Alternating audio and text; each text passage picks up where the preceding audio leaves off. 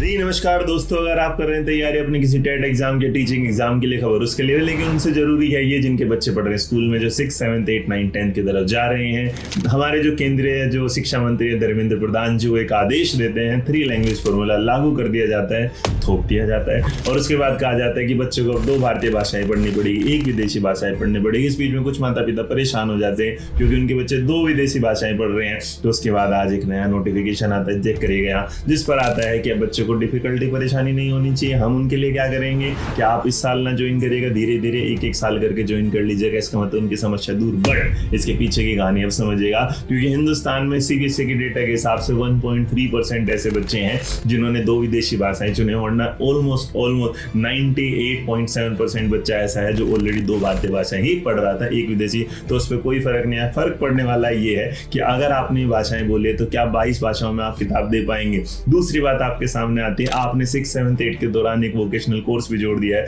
जिसमें बच्चों को 110 घंटे लैब में रहना। अब वो कैसे पढ़ेगा इन भाषाओं को, इस बात को और छोड़ दिया जाए तो आगे आने वाले जो उसकी 9th और 10th वाली क्लास होगी उसमें आपने एक चीज जोड़ दी है जिसको आपने दिया है कौशल विकास। कौशल विकास में जो बच्चा है वो जहां सीखेगा जानकारी के बारे में, उसके जो नंबर है उसके जो मेन एग्जाम में भी जुड़ेंगे। तो क्या आप इतने जो काबिल अध्यापक हैं आपने रिक्रूट कर चुके हैं? क्या आपने सारी चीजें पहले से तैयार की? जी नहीं, आप पहले तैयार करते हैं ये चिट्ठे जो न्यूज़पेपर में छपते हैं कि देखो आपने क्या किया, और उसके बाद जब ढूंढ देना तो आपका अध्यापक मिलता, न उसे पढ़ाने वाला, और फाइनली जो बच्चा अभी तक परेशान नहीं था वो बच्चा बाद में परेशान होगा क्योंकि शिक्षा का जो स्तर होगा उसका क्या है, नीचे जाएगा। तो पहले तैयारी करिएगा तब लागू करिएगा रूल। बाकी 3 लैंग्वेज फॉर्मूला आज से नहीं, 1964-66 में कोठारी कमीशन की देन है हिंदुस्तान को, जो बहुत पहले आ चुका था। वीडियो कैसी लगी, लाइक शेयर सब्सक्राइब करके बताइएगा और अपना कीमती कमेंट जरूर दीजिएगा। जय हिंद।